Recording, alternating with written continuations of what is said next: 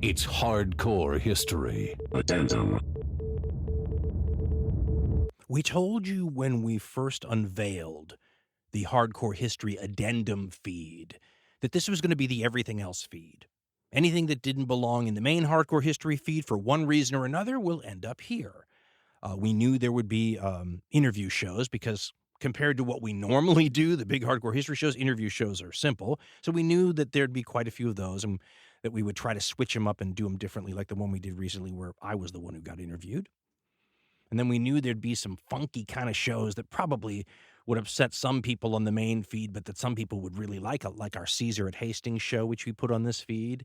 And then sometimes it's what probably could easily pass for a hardcore history show, but for one reason or another, it's not the right time or place.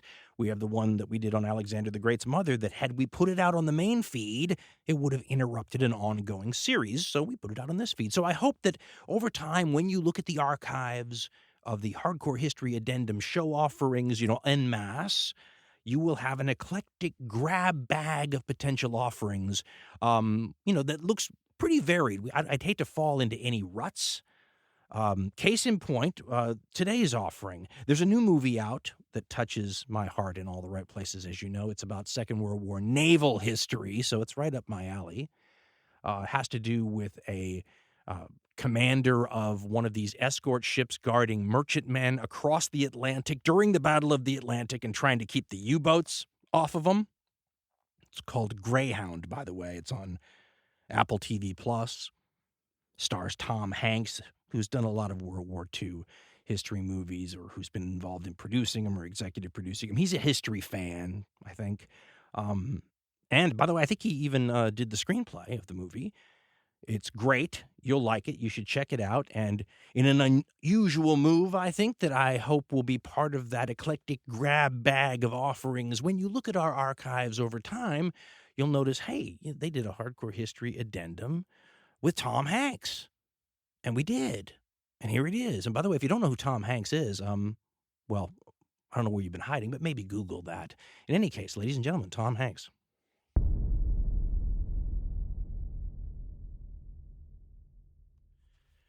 Mr. Hanks, can you hear me okay? This is Dan. I can indeed, Dan. You can call me Tom, and it is a thrill to hear your voice on something other than one of the many podcasts. You, sir, are as big as Bruce Springsteen in our house.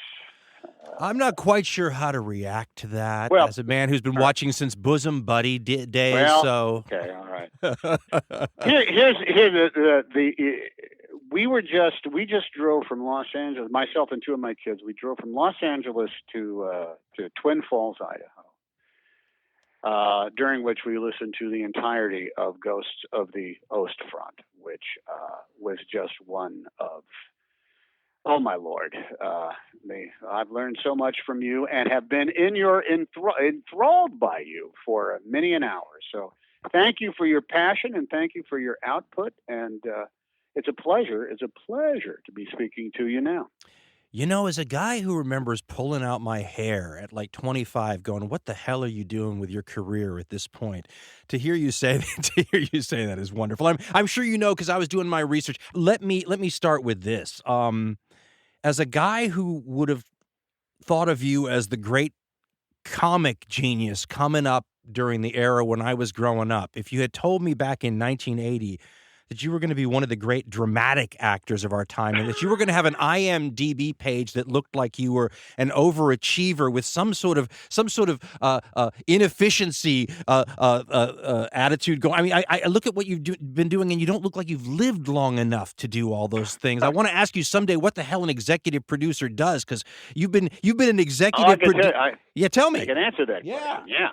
Okay, There's a distinct difference between being an executive producer on a motion picture, which is literally a powerless title that doesn't even require your presence, to being an executive producer on a television series in which you get to impact the final product as much as you wish to. You can get involved in the writing. You can get involved in the casting and the shooting. You can get involved in the editing. You actually can run, as long as you're the executive producer of a TV, anything on television, TV, miniseries, series, You get to run the quality assurance of that show. You are literally you are probably you get to be the big boss man if you decide to do so. Meaning that you can, if you think something is running off the rails, you go in and put it back on. Or if it's something running incredibly smoothly, you just call up and tell everybody they're doing a slam bang job and keep an eye on it. So two very different things. So the things that I have been executive producer on television, particularly the miniseries, I've had a hand in the way I put it is assuring, literally running the quality assurance of those. On motion pictures, it doesn't mean a thing. Well, let's talk about your choices then, because like I said, as a guy who thought you were going to be this great comic leader of a movement, basically in our time period. I mean, I thought it was a brand new kind of comedy. To watch you choose the kind of topics that I would choose for a history show. We made this show originally with history fans in mind. I feel like a history fan can recognize one of his own. You are a true fan of history, aren't you? I mean, in your own private time, in your own choice of reading materials. Tell me a little about what Tom reads at home. I read history for pleasure. Now, that being said, I'm not a scholarly reader. I don't read tomes. I have a confession to make. I've never been able to make it too deep into the rise and fall of the Third Reich, just because the numbers and the math start driving me nuts. I don't think I need to invest in the wheat productions from Saxony during the Weimar Republic. It ends up kind of like burying me. When I started reading history, I ended up reading historical novels like Mila 18 or Armageddon, things by Leon Uris that were turgid melodrama in a lot of ways, but also ripped right out of the history books. And so I ended up finding out and being enthralled by eras and moments and periods of history. I read a lot of Don Miller's work. The building of the Supreme City, for example, which is about architecture in New York. I have read an awful lot of World War II stuff. I read an awful lot about communism. I read an awful lot about East Germany.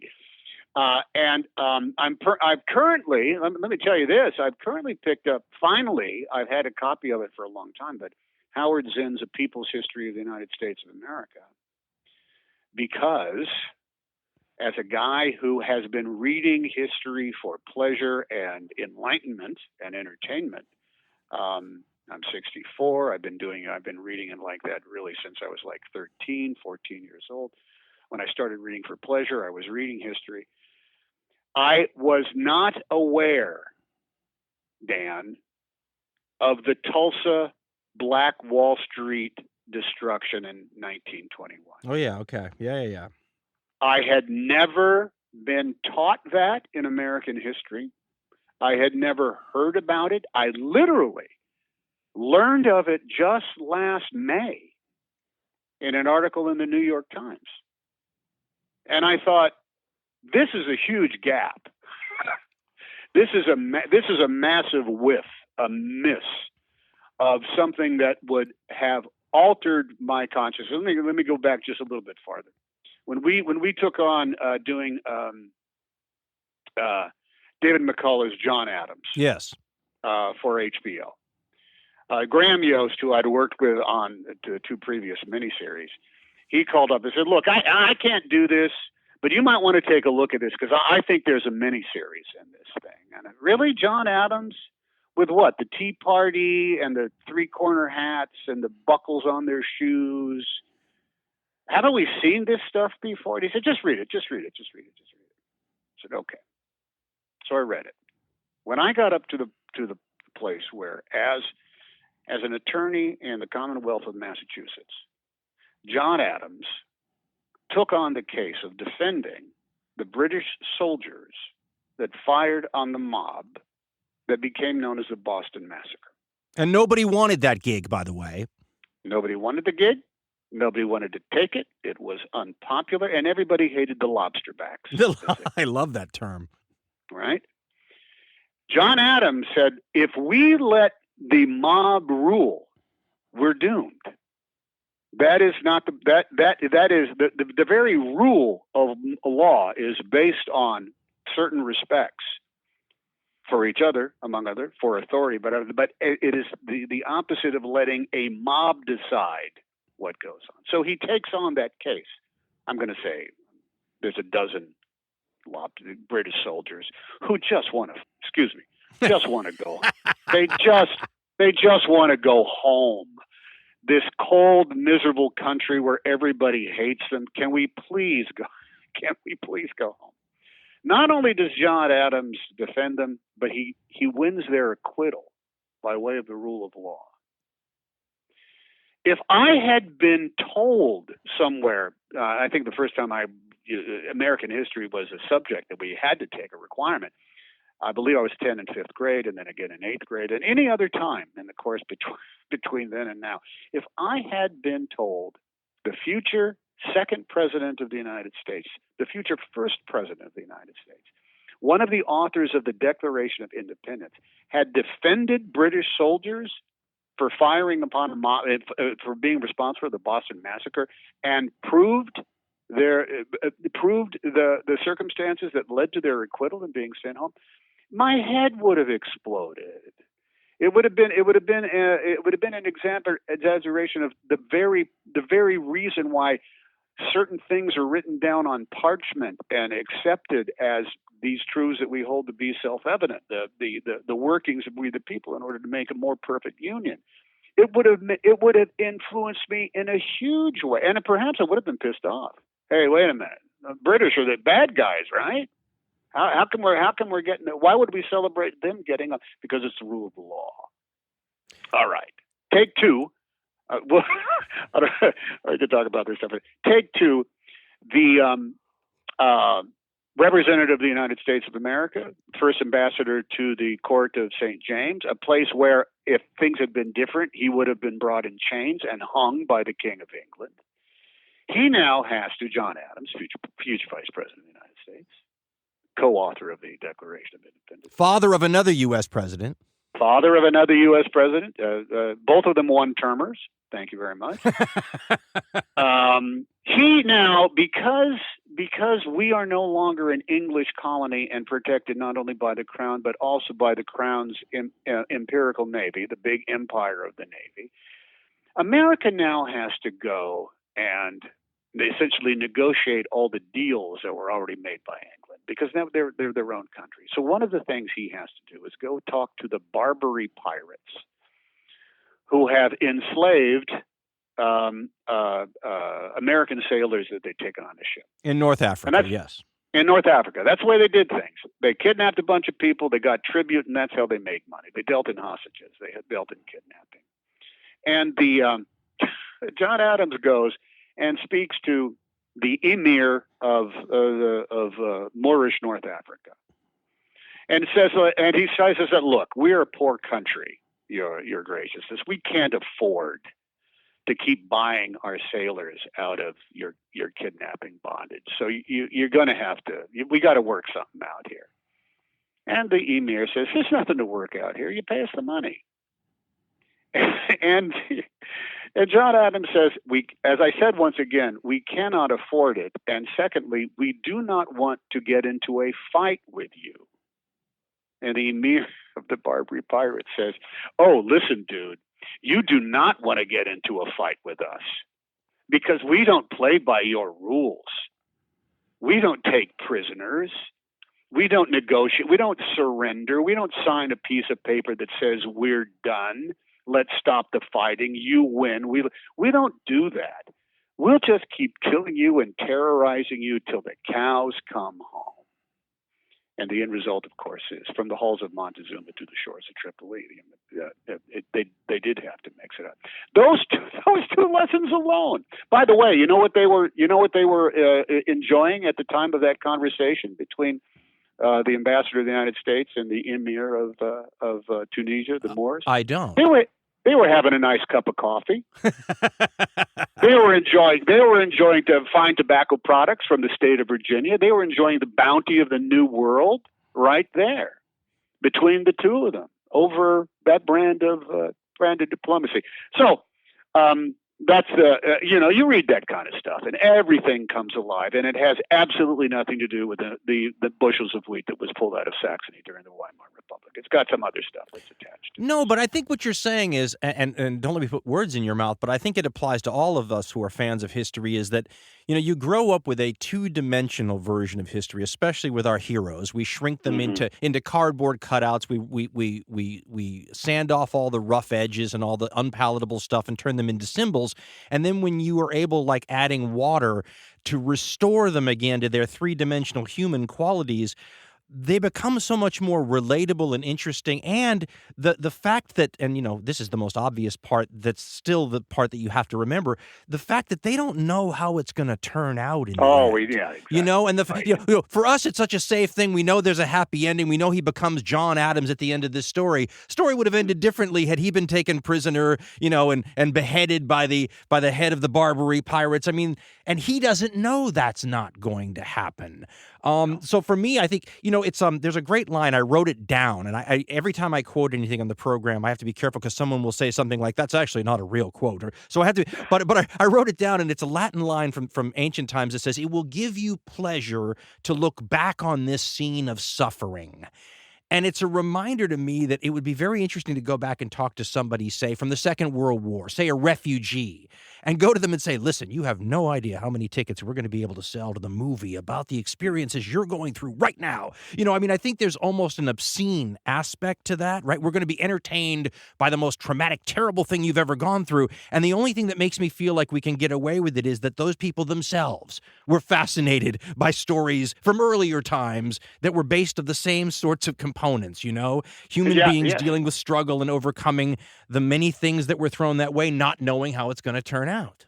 And it is exactly rooted in today's behavior. History shows us the human condition as we can observe it right now across the street. The great novelist Alan First, who I've read, he writes essentially World War II era espionage books. Fascinating, great stuff. Novels, okay, but set firmly rooted in real places, real dates, real times, real upheaval. All of his books, I'm saying all, I may not be 100%, but the ones that I've read of it are all set prior to the Battle of Stalingrad. Why? I heard him say this on the radio, and it made me jump up and down in my car, which I don't recommend. But they said, why are all your books set before the Battle of Stalingrad? And he said, until the Nazis gave up the ghost in Stalingrad, and this is why your ghosts of the Ostfront really kicked my butt. In all the 114 hours of you talking. That's one of the shorter series too, unfortunately. He said until the Nazis began their retreat and were captured there at Stalingrad, no one had any idea that they were beatable. They had taken over their half of the world with relative ease and with constant terror. So, you tell me, Stalingrad. They retreated from Stalingrad in 1942. 43, I think, by the end of it. Yeah, but 42 is when the battle happened. Yeah, absolutely. Right. Okay, so not until 1943. So, from September of 1939, and actually prior to that, until that moment, the Nazi war machine was invincible. So, until you get a sense of, hey, wait a minute, they've lost there.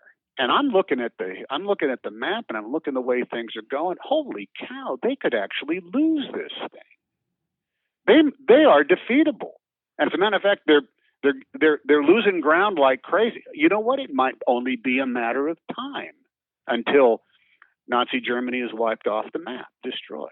Wow, there's actually hope. Until that moment came, a human being, particularly in that sphere of the world, had three options of how to conduct their lives. They could either be a hero, they could be a villain, or they could be a coward, a bystander. And I always, whenever I'm in the midst of any of these sagas, in any of the midst of these journeys of history and enlightenment, I always ask myself, geez, what would I be? hero, villain, coward. Wow, I'm not so sure of. Look, I have hubris, but I'm not so sure of at the end of the day that when push comes to shove. Am I going to say, hey, look, these are the rules now, guys. They took over. We got to, do we become a member of the Vichy French? Or we become one of those kids that suddenly wakes up one day, the French Republic has collapsed, and you have either an option to stay or run down to the beach, get in a rowboat, and cross the English Channel and keep the fight going on. That we all face moments like that every single day of our lives. We have some, maybe taken to a ridiculous extreme, or maybe not to an extreme at all, of that choice between what our actions are going to be and how we're going to view it in years to come. Someday we'll all laugh about this. It could be that someday we never talk about any of this because we don't want the secrets to come out. Or it's too painful a memory. I used to say that when I talk to veterans, you can almost tell how much combat and action they saw by how unwilling they are to get into it with you. I wonder how much our fascination with these sorts of incidences would be different had we actually experienced the incidences themselves. I mean, if Tom Hanks had actually fought in the Second World War, as you have in more than one film, how different then is Tom Hanks's portrait? In other words, how much is Tom Hanks exploring a subject that he's interested in because there is no answer, right? We don't know how Tom behaves in the Second World War versus, and I think, I was trying to think, ahead of time. It's funny, not to change the subject at all, but I was trying to do my research for this program, and I went and saw interviews with you that you'd done in the past where you talked about the celebrity mule train and all the questions you normally get asked. And so I wrote them all down and thought it would be funny to just go through every one of those questions. You said, so actually, but it's funny because how many of them get into this thing about what's so interesting about this topic that you continue, because people ask me, my wife says to me all the time, I have to walk out of there was the Jeffrey Epstein series was on the other day on Netflix or whatever, and she's watching it, and I have to walk out of the room every 2 seconds because I can't handle what they're talking about. And she says, how is a guy who talks about war all day long, but you can't stay in the room during this? And I said, I don't know what the difference is, but I think it has something to do with unanswered questions about how we would be maybe in those situations. You used to read about the veterans who always wondered about, okay, how will I behave? Will I be a coward when the bullets first start?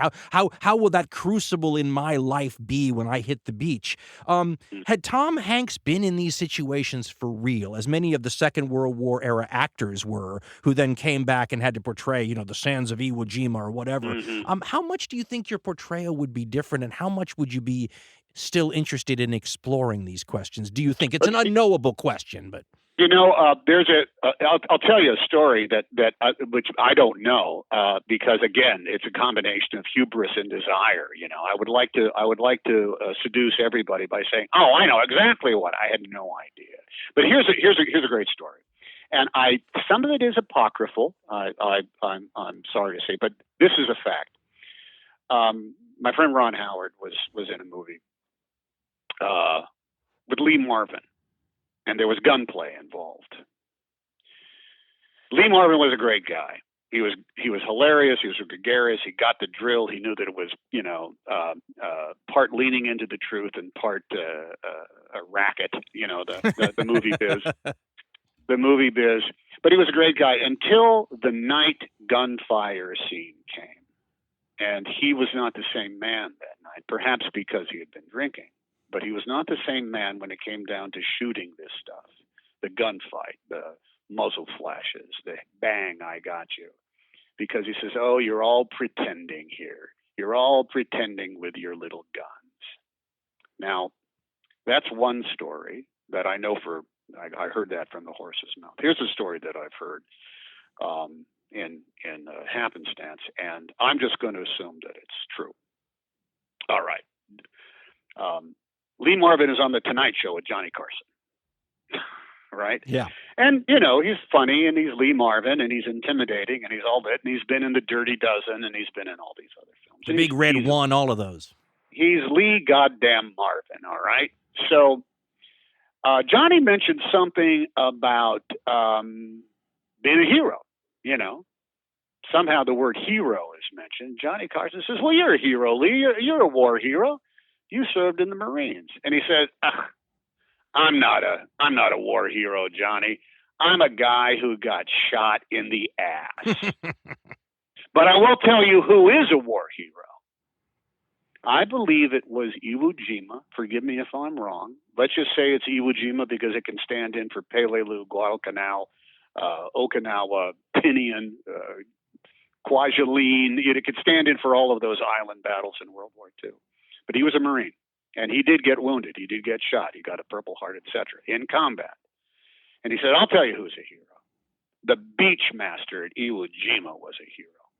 That was a man who was unarmed, and his job was to stand up on the beach under fire from the defending Japanese forces, waving red flags in order to guide the landing craft in to their appropriate landing sites so that the invasion could continue, disgorging their attacking Marines and then going to. His job as the beach master was to communicate with signal flags, with semaphores, to the pilots of these small boats, all under fire. He said, now that man was a hero, and that man's name was Sergeant Bob Keesham.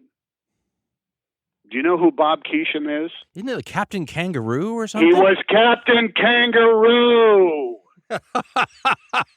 He was Clarabelle the Clown on Howdy Doody. Oh, my gosh. That's some therapy working itself out after the war right there, isn't it? Well, it is some aspect of that generation who says, hey, first of all, we all signed up for the duration plus 6 months. There were a bajillion of us. Secondly, all of us saw, if you were in combat, you all went through something, you all saw something, et cetera, et cetera. And thirdly, there's that great line from The Best Years of Our Lives when Dana Andrews has been pulled down out of the derelict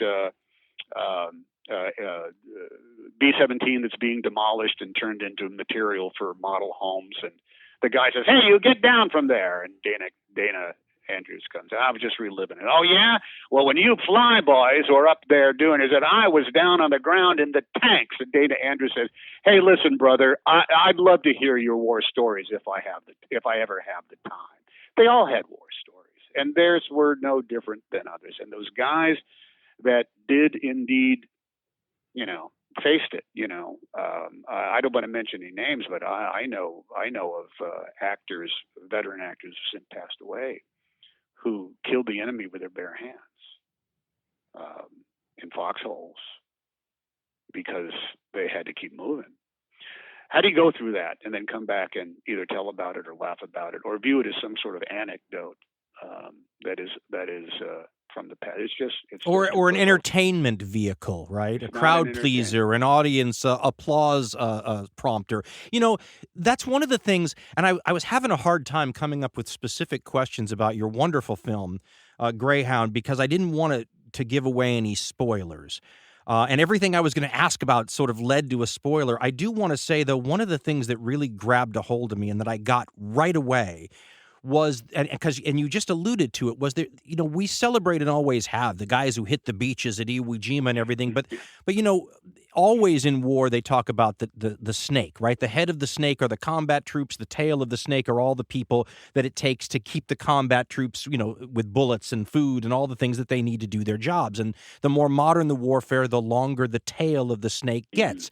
The number of people that it took to get the Second World War soldiers to where they could fight and be the head of the snake, you're playing the role of one of these people that essentially is, for lack of a better word, one of the many millions and millions of functionaries who kept the book that the movie's based on, the novel, is called The Good Shepherd, and that's what the destroyer escorts are for these convoys. They are shepherds. They are people who guard the logistical supply train, and they're not the people you normally think of as hitting the beach at Iwo Jima. It's a different kind of heroism, isn't it? It is. It's delivering the mail through. Yes, that's what it is. It's through a maelstrom that could take your life. That you make the wrong turn, you make the wrong decision, you make the wrong assumption. If you're so foolish as to live by assumptions, guess what? You have made the critical mistake of your life. And that now our movie is set in 1942. There is a couple of major buys in it. One of them being that there's an ocean liner that's been converted, and there's 5,000 fresh troops to it. And this is all historical. That happened a lot. Yeah. Yeah, it did. And at any given moment, there would be 40 convoys crossing the North Atlantic. Not just one, not just two. They didn't have all their eggs in one basket. They're all different sizes, made up of ships from all the Allied navies, the Poles, the Norwegians, the Canadians, anybody who had a ship that you could load up with anything from bayonets to raw iron ingots, coal, cans of tinned beef, screwdrivers, socks, anything that was desperately needed, not just by the populace of Great Britain, but by the soldiers that were going to at Sunday take on the Nazi hordes themselves, was delivered there by these ships, slow, rust buckety ships. I think your top speed, you could only go as fast as the slowest ship in your convoy. Captain Krause and Greyhound are protecting 37 ships in a convoy. The slowest of them can probably only manage about 14 knots. So that's the speed which they are crossing the North Atlantic, heavy seas, wintertime, nighttime, 24 hours a day, zigzagging in order to hopefully either to not be found out or to evade the Nazi submarines, of which there are dozens and dozens and dozens out there looking for targets in order to sink. Every time they sink any ship, it's a plus for them. Sink a ship with troops, great. Sink a ship with jeeps, great. Sink a ship with tires or barrels of castor oil, whatever, great. That's a win. So the guys who are in charge of that who are on board the cook on board that one of those ships, the guy who does the laundry, the African American messmates who, because of segregation, are relegated to those duties, except when general quarters are sounded, and then they run off and man their posts. All those guys are literally floating potential casualties that could disappear in the wink of an eye, drown, be blown up, never be seen ever again. And what have they been doing? How did they serve in the war, Daddy? Well, I made sure that there was enough potatoes served to our crew if the seas allowed us to boil them in hot water, which often was not the case. Look, I usually when I get something from the marketing department, they say, "Oh, here's the tagline for your movie." I kind of go, "Okay, all right, there's a little hyperbole in there, guys. I think you're ratcheting it up a little, but not in this case. It is. It was. Let's not say, you can argue more dangerous than the front. Let's just say as dangerous as the front. The odds of you dying at sea, just being a guy on a boat whose job it is to protect a bunch of other slow-moving boats, was the same. It's somewhere between wildly out of your favor and possibly in your favor. You're not a combat soldier until you are in that situation, right? So let me talk a little bit about the screenplay, because you wrote that. And let me say, as a guy who my dad used to say he could always know how the movie was going to go because he could tell how it was cut. And there's always a Mad Lib quality to these kind of films where you could almost write a template for how they're going to go. And yours wasn't like that. You caught me off guard several times. One thing, when I was trying to learn how to write columns once upon a time, they used to talk about how you should take out every word that you didn't need, and that by the end you have this very tight sort of thing that says everything you want to say, doesn't diminish the story at all, but is as few words as possible. I thought this was an amazingly snappy script.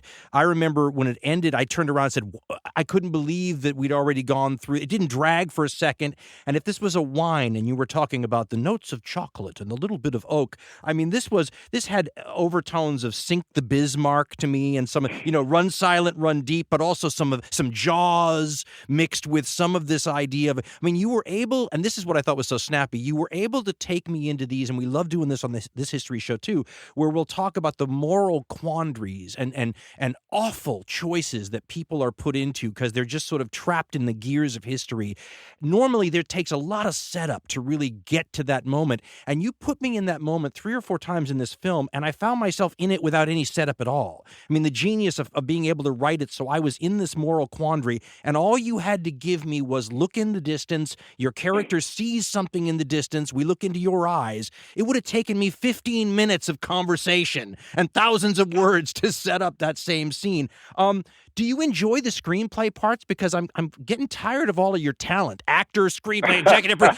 It was you took this from a novel, right? Not to steal one of your 4 questions from the Celebrity Mule Train list, but tell me a little about coming up with this and deciding you wanted to write the screenplay. It was a novel, right? A C.S. Forester piece. Yes, I purchased the novel from a bookstore that has since got out of business on Madison Avenue in New York City. And Shocking. I did it because it was a used bookstore, and not a used bookstore, but it had collectibles, in the front window. And I saw this thing. C.S. Forester I was aware of from Horatio Hornblower. Right. Okay. Which I never read any Horatio Hornblower. I said, oh, that's a guy who wrote Horatio Hornblower. And it was the original cover, and it was a painting, a drawing of this very old gray-haired guy on the railing of a ship with his tie askew, the wind blowing into his face, his jacket undone. He just looks spent, beaten. On the horizon behind him, a ship is tilting up, smoking and sinking. Beside him was some formless figure in a helmet that is sending out a signal on a signal lamp. And I said, "Who's that guy? Who is that guy?"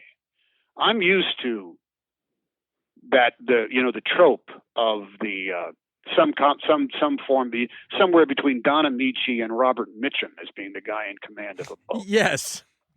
Some battle between Burt Lancaster and Clark Gable. I'm used to that. That I've never seen some old silver-haired guy who looks like he shouldn't friggin' be there. So picked it up as of page 2. I was enmeshed in Forrester's book that tells the tale of the sequence of days from inside Ernie Krause's head. All of his thoughts, the math that he does in his head, the geometry, the sensibility of when he has to call off the general quarters so that sailors who have been in their posts for the last 5 hours can go to the bathroom, maybe get some rest, have some hot food if it's possible to serve hot food. What it means as far as the time goes. How much time do they have to straighten up the column? Because not all those ships can make the zigzags at the same time. Do you know when the convoys were told when to make a zigzag, either by a prescribed moment of time or by seeing the certain proper signal flags rise up on the mast of the Commodore's ship? That's how they weren't said, "Okay, convoy, time to make the turn." That did not happen. They just understood that, we have to make the turn now. So 37 ships making a turn to the left or the right by a certain number of degrees is a recipe for chaos. It is literally sheep in a field following the cue of each other, and on the periphery are the dogs that keep them in order. The Good Shepherds. The Good Shepherd. So everything that happened it's right down to the quality of a cup of coffee, or the frustration that he doesn't get to have a full bite of what his sandwich is, or of his wolfing down a meal in a matter of 3 minutes, because he knows that if he doesn't have the calories in his body, he's not going to be able to think clearly, and when the time comes up, he won't be able to do the math or respond. Along with that comes the fact that we know, hey, we know we won the war, right? Yes. And we have seen many, many times a sonar guy saying, wait a minute, what is it? I think I hear something. Or radar coming on going bloop, bloop, bloop, that's showing us where something is. Radar, and particularly 1942, ridiculously complicated and glitchy. Yeah. Sometimes all you saw was the crests of the waves, the 20-foot waves on your radar screen. You saw nothing else except patterns of these waves. Even down to the depth charges that in 1942 were bulky, nearly boxy. They were not streamlined. So each one of them sank at a varyingly slow rate. Later on, they had streamlined depth charges. They had hedgehogs. They had all these other weaponry. But in 1942, they were dumping explosive garbage cans into the water, waiting for them to float down to a certain depth, and then exploding and maybe damaging something that could be there, could not be there. I've listened to sonar recordings, training records, literally 45 records that you put a needle on from the era, and it sounds something like this. Example 6, a engine running at 14 knots, screw noises.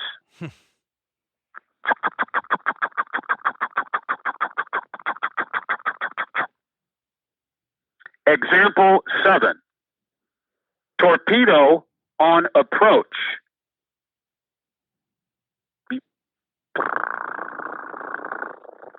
And you're going to tell me that in primitive 1942 headphones, earbuds, a la, FDR's era, that you're going to be able to figure out what that is over a hydrophone that's also fighting waves and what have you? The inaccuracy of all of this stuff preyed on Ernie Krause's mind, and he had to take it all into account. So in the book, there it was. So adapting it was a fever dream for me. I just said, okay, I'm only doing this for myself because, damn it, no one else would take the job. It's very frustrating. I don't want to do this homework, I don't want to have to sit around and do all this. I was hoping I was going to get one of my, my great writer pals to take one look at it and just say, oh, turn me loose. First of all, nobody wants to do anybody else's work but their own. And no one wants to be, by and large, they don't want to be locked into the procedure of adapting something that you have to stay pretty adhere to. So I ended up taking off, and I said, I am going to pick every cherry off this tree that I am in love with, and I'm going to put it down here on paper. And it was thick. It had animation. It had mind's eye demonstrations. I wanted to try to communicate somehow that Krause was thinking about where these submarines could possibly be by having swastikas dancing on the waves of where he thought they might be. Oh, now, that's interesting. Now, the problem with that is first of all, it blows the budget up because that's our special effects budget here, when you're trying to make all these ships in the sea and everything look like photoreality, that requires a fidelity that ain't cheap. So that was one aspect of it. But coming also into anybody else who read it, to me, it was like, don't you see? That's like that's like the imagining. That's what's haunting Krause himself, and almost to a person. Everybody who read it down at the office, as well as Aaron Schneider, who was the director of it. He said this: "You're giving it away. You're showing the shark." Yeah, totally. And I went, oh, "Damn you to hell with your logic of all this." So there was that. There was an awful lot of things, and the paring away of all those things is what is required when you're making the leap. I adapted a book and put it into a 120 some odd page screenplay. That remains only a blueprint for what has to be the cinematic narrative that is visual, and that has to be. I was lucky in that we got to be as cryptic as we are, because the uninitiated, and let's call the uninitiated any executive at the studio who sees the movie will say, Can you help us understand a little bit of what the danger is here, what the stakes are? And of course, I have to bite my tongue saying, do you honestly not understand what the stakes? Well, we just want to know what the jeopardy really is here. Can you flesh it out a little bit more? Can you give us some hints as to what the conflict is here? Now, this war, is it a big thing? This is a big war, right? We're talking about. Yeah. So I would, I say, oh yeah, you know what? We're going to add a line so that one of the lookouts will say this: Captain, there's a U-boat on the surface. They might be trying to sink us with one of their torpedoes. And I said, okay, we're not going to have those kind of lines. We had, I was schooled in a lot of this stuff by other directors that I worked with, and Ronnie Howard on Apollo 13, when we were putting it all together, there's this concept of gimbal lock. Gimbal lock. You do not want the command module on the way to the moon to experience gimbal lock. It's a really bad thing. It essentially negates all of your navigation. You can't tell where you are if the three gimbals lock. Gimbal lock. Bad thing. Ron said, how are we going to know that's a bad thing? And we said, because we're going to say it in a real serious manner. Hey, do anything. Make sure you don't go into gimbal lock. That's all you need.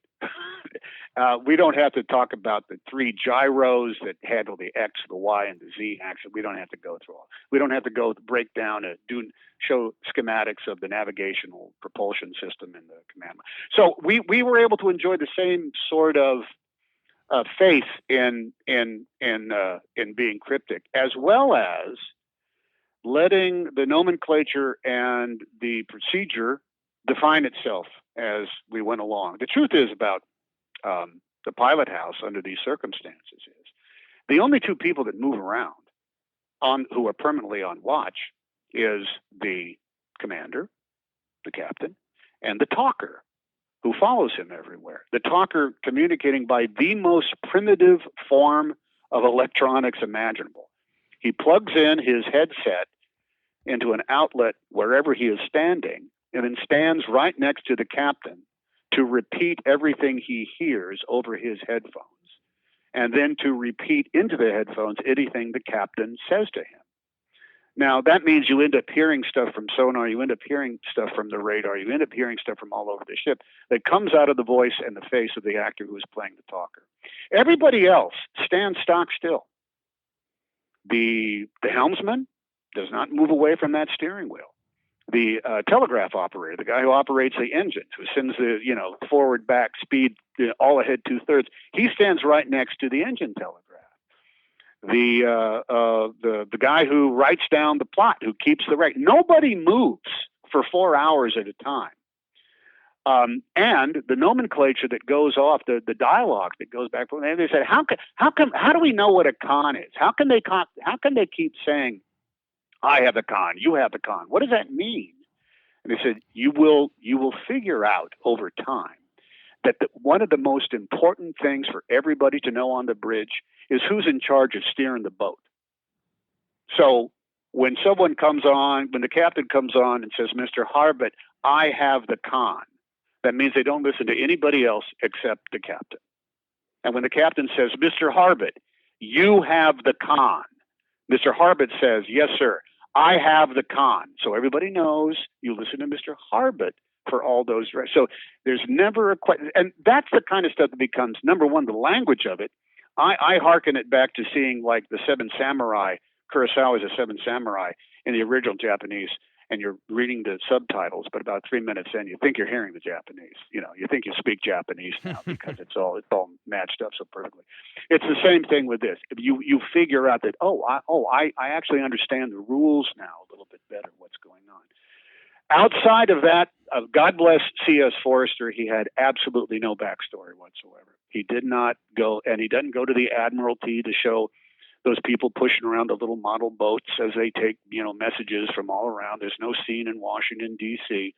There's not even a scene on the Commodore's boat or on one of the submarines. It all takes place, if not in Krause's head, on board the bridge and the decks inside of the Greyhound itself, which is actually a code name for a ship called the USS Keeling. But you'd be amazed at how troublesome it can be to refer to the one ship in your movie by two different names. So they all just became code names. This is Greyhound. One of the great things that I did not know this until I read it, was the talk between ships. You don't want to talk on the radio when you're at sea like this. You don't want to be constantly getting on the radio and say, "Hey, I got a problem with this, and can you hurry up and get to me there? And where are we?" You don't want to do that because the enemy is listening to anything that comes in. But how do you have that instantaneous conversation between the four shepherds, the four ships that are tasked with this? Well, it was a little thing called talk between ships. Yes. Which was a radio. Very short range. It was VHF, line of sight, meaning that if a ship was on the other side of the horizon, you couldn't talk to it. So you got on very quickly. You spoke in a more or less an abbreviated code. Go back to station. What is your status? Things like that. So that even if, and by the way, the Nazis were listening. They were sitting around on their radios when they were up on the surface, just going back and forth across the VHF spectrum to find the wavelength that the talk between ships was using. And then they'd land on that, listen in for as long as they could. And then they would periodically change in order to monkey around, in order to put in some guesswork. I didn't know that. I thought it was just, Dan, the average American knows most of its naval terminology and strategy from watching episodes of Star Trek. Oh, weird you said that. I almost brought that up. I said there's a little bit of Star Trek in this. One of the real combat-y episodes. Hailing frequencies, Mr. Chekhov. Romulans coming, yes. Romulans. We have this, there's Spock over at his little blue light visor thing saying, he's got the sonar and the radar report saying it might be this, it might be that, they might be over here. The Romulans use a cloaking device. We're not sure where they are. Here's another thing. And this is, again, nobody knows this stuff because we have been accepting the tropes of the cinema of this, in which it's just too hard to explain something as basic as this, except for probably Wolfgang Petersen's Das Boot, which is the granddaddy. This is the granddaddy of all these things. You watch Das Boot, you realize that, oh my God, man, they had to take all that food with them at any given time. One of the toilets was filled up with bread and sausages. That's right. They did not have a lot of room in this place. One of the things that is so hard to communicate but was incredibly important is that when a Nazi submarine went under the water, it slowed down to only 6 knots. They couldn't manage much more than 6 or 7 knots. So on the surface, they can keep up with a ship. They can keep up with a convoy. They just got to stay out of sight. They just got to stay on the other side. They got to stay muted and hidden. Anytime they go underwater, they can only go about a third as fast as they could on the surface. Nobody knows that. Everybody thinks, they just, that's how they got there. They went underwater and they found, no. Once they sighted them, then they started going back up and down. And they could not stay underwater for very long. Why? Because their engines were powered by batteries. They were there's a famous submarine plant in the United States that's called the Electric Boat Company, because they were electric boats. When they went underwater, batteries, electricity powered their screws and drove them through the water. Batteries go dead, especially World War II era Nazi batteries from 1939. I don't know how long they could tune in the radio. Eventually, they have to be recharged, and the only way to recharge them is to go back up to the surface, where your exhaust from your diesel engines can not only power your boat, but also power the generators that recharge your batteries. It ends up becoming such a convoluted thing that if you want to ignore it, you can, but you're cheating the authenticity of all the serendipity of the one damn thing after another aspect of the drama.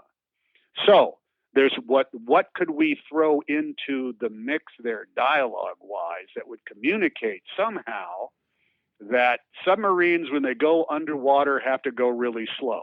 There's one line that Aaron and I and Stephen Graham came up with when we were doing it, when we were mapping out how do we communicate this stuff. And Ernie Krause says to Charlie, can you plot a course on this heading at 6 knots and give us a point of intersection? All right. This much time, them going this speed, us going our speed, we should be able to find them in, like 6 miles. Wow, that's a lot of math. If you really had to explain it outside of a couple of visuals, we show literally a grease pencil and a protractor and a ruler on a map. If you had to really get into it, my gosh, it would just take absolutely forever. So it said we do it, and the audience will catch up. I'll tell you where you kicked my rear end, and it's not a place that it would have kicked my rear end if I was watching Platoon in the 1980s and I was a 20-year-old, right? You kicked my rear end when I'm watching it, and the captain, of course, is almost a father figure, but the sailors on this ship, so many of them look like kids. You really and what was great about that is after it punched me in the gut, and I was thinking to myself, I still want to know where my 18-year-old is. At midnight, I want a phone call, and these people on this ship are no older than that, and you're looking at them like as a dad going, if that's my kid. And, it was like flying with the World War II guys. They're all like 23 years old. If you told me my pilot on my Delta flight today is 23 years old, I'm not going on that flight. And I'm watching this captain, and he is like these children who turn out to be our grandparents, 45 years later, are there on this ship, and they're looking to this one guy who's on his first mission across with the convoy to protect them and to make the right decisions when he's caught between a rock and a hard place. That's almost the transcendent, that's the historical experience right there of people put in the crux of the moment, isn't it? Where there's no good decisions and they're worried they screwed up, and when they screwed up, people die. Not to quote that Jack Nicholson line, but I mean, that to me in that movie made that person, that captain of that ship, the everyman for me. And this could be you. And what would you do in this situation? And how many times would you replay it in your head for the rest of your days? You really made me feel that. That gray-haired old man that I saw on the cover of the book is what C.S. Forrester wrote. Ernie Krause graduated from the United States Naval Academy in the early 1920s, when there was no war. He has been in the Navy ever since, and he has never risen above fitted and retained. That's what every one of his promotional ratings have been. Well, here's the good news. You're staying in the Navy. The bad news is you're fitted and retained, meaning you're not getting an extra stripe. You're not jumping up a pay grade. You're staying exactly where you are. So Ernie Krause has ridden a desk, carried a briefcase to him, served on maybe some ships, but not in a wartime capacity. He was probably in charge of keeping track of an awful lot of things. So at the top of the movie, we do have a one quote unquote flashback scene, which is right after Pearl Harbor. A guy who is on his way out of the Navy, probably because of lack of need as well as lack of opportunity, instead is suddenly one of the most important men in uniform. He's got close to 20 years of naval experience as well as rank. So he is now going to be given his own ship because they need a guy in charge of it. He's going to have to go and drill a crew in training, tactics, a bunch of other kids who have just signed up. They signed up the day after Monday, December 8th, 1941. They went in and joined up in the Navy. They're all kids. He is in, let me just say this. I play somebody who's like 48. All right. He is not just if you were 28 years old in the armed services in World War II, you know what they called you? Old man. They called you Pops. Yeah. So when they're making references to the old man on board Greyhound, they are literally talking about an old man. And not only is he an old man, he's an old man who's never done this before. All of this stuff has only been theory in his head, theory and schoolwork, classroom work, book work. He's been at sea to a degree, but not like this and not charged like that. Aaron Schneider, the director. The conversations we always had was I wanted to have 4 different watches. We had 3 because I believe it was a watch was made up of everybody who was crewing their position for 4 hours, 4 hours on, 8 hours off, 4 hours on, 8 hours off, 4 hours on, 8 hours off. And so we needed fresh faces to help communicate, number one, how much time has passed, but number 2, to escape that Star Trek trope of every time Captain Kirk walked on the bridge, it was always the same crew. Uhuru and, Ensign Chekhov. We needed guys who looked different, like the faces of the talkers than themselves. And we have, I think we have 2 or 3 different talkers. The guys who are the helmsmen. We needed a parade of, and they were all, look, I don't know how old they actually are, but they all looked like they were 13 to me. They did. and that is accurate. I think there's, Rob Morgan, who plays George Cleveland, one of the messmates. He is a career Navy man. He is African American who's been in the Navy probably for, he's probably going for, if he doesn't have his 20 years already, he's going to stay in it because it's a great job, Charlie Cole, my executive officer, he's older. He's a career Navy man and probably the doctor, the ship's doctor. He went through medical school, so he's an older fellow. But everybody else on board the ship is probably, the average age has got to be 24 years old. And that could be as young as 18 or even as young as 17 for somebody who cheated on their enlistment. Which a lot of people did, yes. Yeah. Listen, man, it's what a joy. If I appreciate you coming on, and it's a great movie. And if we could ever help you promote anything again, or for whatever reason, keep my contact handy in the Rolodex, the old digital Rolodex, would you? I will do that indeed. Thank you so much for having this first-time caller on your show. I really enjoy it. Take care of yourself, and thank you so much. Take care, Dan. Bye-bye. Bye-bye.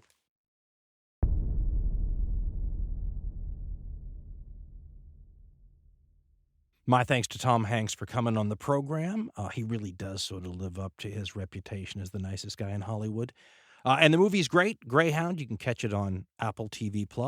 And you can follow us, by the way, at Hardcore History on Twitter. We'll keep you updated anytime we release any history content. And, hope you all stay safe in these wonderfully uncertain times we're living in. Thanks for listening.